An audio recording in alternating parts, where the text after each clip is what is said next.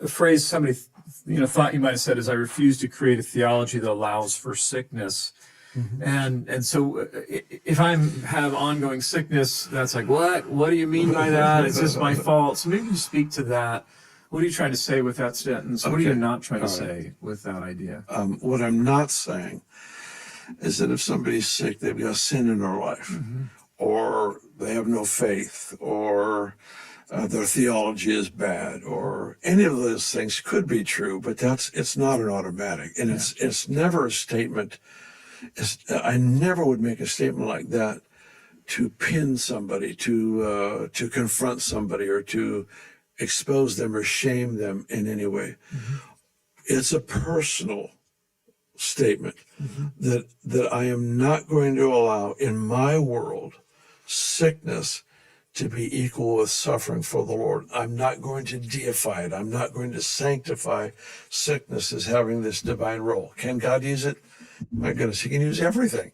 He can use my stupid choices, to teach me and train me and advance me in the kingdom. He can win with anything. Absolutely. But it doesn't mean he designed it. And I won't sanctify sickness in that sense, that I say, God gave it to me to make me a better, to learn suffering or whatever.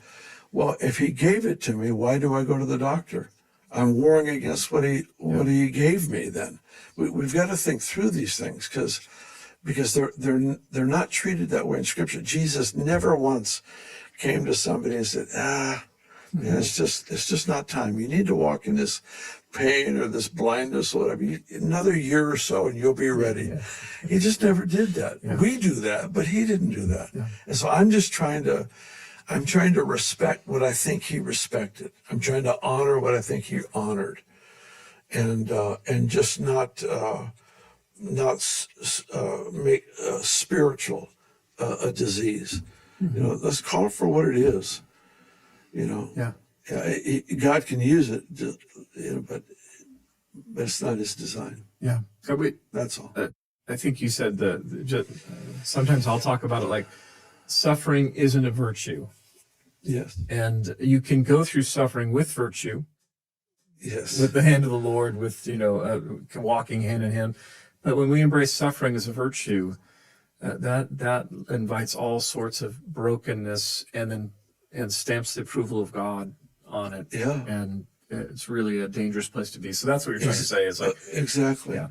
It's like if I see sickness as my chance to suffer for Jesus, where do I have liberty to pursue healing? Because you don't want to violate the work he's doing in you. Right. Yeah. And it's just that tension is never addressed in Jesus's life, and that's why I have to approach it that way. On the other hand, somebody comes to me in great pain or sickness. It's mercy, mercy, mercy. It's just, let's just try to help them. I mean, and even when we see, Paul, it seems like he came to one community who said he was weak. He doesn't quite explicitly say he had sickness, but he's weak. He's just not thriving, and they didn't beat him up for that. They still respected his message and what he brought to them. So he was celebrating, like, I came weak, and you guys met me. And then he struggled with Epaphroditus for his friend in prayer, and then finally says, "And the Lord had mercy, exactly. and spared me from this grief." And so we see Paul having to kind of wrestle through, continue in prayer, but then he got the breakthrough in the sickness and was really grateful for it. Yeah, there was only one target, and that was the health of his friend. Yeah, and that's the target. And I just don't want to create a theology that insulates us from the obvious need to seek the healer for the healing.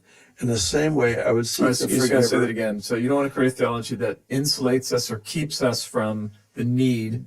Deadens me from my awareness that I've got to go to Jesus to be healed. Yeah. In the same way, I've got to go to Jesus to be forgiven. I've got to, I need help with relationship or with finances or whatever it might be. I'm going to go to him with these things. And I don't want this, what I consider to be a false narrative, a false theology that insulates me from my awareness of the need and privilege to go to him. And we kind of get back to that idea that Jesus is perfect theology again, is just that when we see in the life of Jesus, he makes no case for this is character building, stay a little longer, and that he heals everybody who comes to him. That we see in Scripture. So that's like, we go like, if that's what his role was, that's what we embrace as well. Right.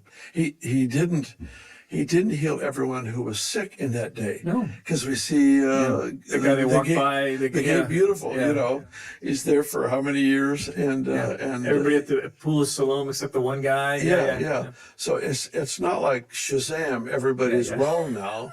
It wasn't that. It's a relational journey. Yeah. It's the people who came to him. It's the people he connected with. It's blind Bartimaeus in the back of the crowd yelling out for help. It's this relational journey where he responded in mercy. And to me, that's the beautiful picture. It's him being moved with compassion for people in his journey.